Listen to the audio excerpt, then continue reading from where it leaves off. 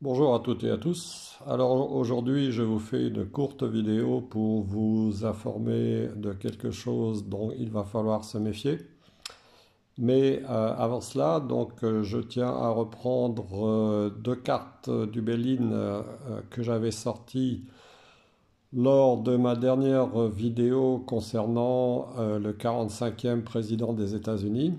Et vous voyez, je vous avais parlé justement du fait qu'on avait des influences importantes au niveau de Jupiter. Et là, la combinaison de ces deux cartes, donc hasard et bonheur, indique un heureux coup du sort donc pour Donald Trump.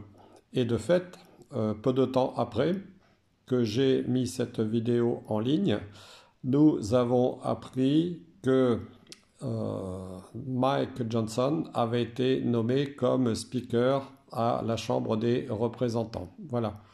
Or, Mike Johnson est quand même quelqu'un d'extrêmement favorable à Donald Trump et cela confirme ce qui était sorti au niveau des cartes, donc une influence positive actuellement pour Donald Trump, même si il devra à terme, je pense, comme le montrait le tirage, surveiller sa santé. Et bien justement, aujourd'hui, c'est un problème de santé que je vais aborder dans ce que je vais vous montrer maintenant. Alors voilà, donc en allant aujourd'hui récupérer mon courrier dans la boîte aux lettres de la résidence où je vis, j'ai vu donc sur le panneau d'affichage, vous voyez ce que vous pouvez lire ici sur l'image, hein, en gros. J'ai pas besoin de vous le lire hein, parce que là c'est quand même assez net. Hein. Et on vous demande d'y aller dès le mois de septembre, pardon, dès le mois de novembre. Hein. Voilà, voilà, voilà, voilà.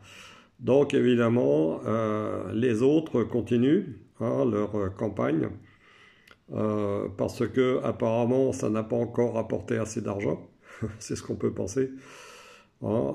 Il faut savoir aussi que dans la résidence où je vis, il y a de nombreuses personnes âgées et quelqu'un d'autre que moi, que vous connaissez aussi, qui s'appelle Alice Marchand, a mis un article sur son onglet communauté justement sur les risques liés à deux injections complémentaires, celle-ci plus celle contre la grippe.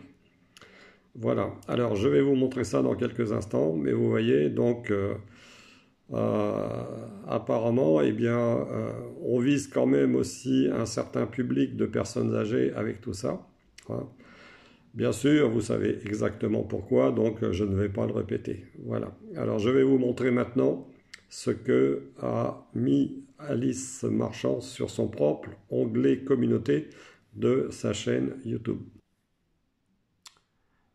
Voilà, donc comme vous pouvez le lire, hein, une nouvelle étude de la FDA, c'est la Federation of Drug, pardon, excusez-moi, c'est la oui, la FDA, donc en français, mais c'est en anglais,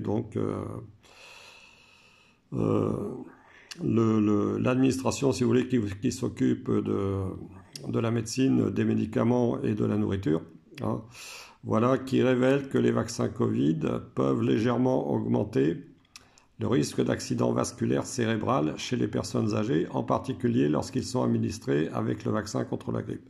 Donc ça, c'est un article qui est sur l'onglet communauté de Alice Marchand et je vous invite à aller le lire.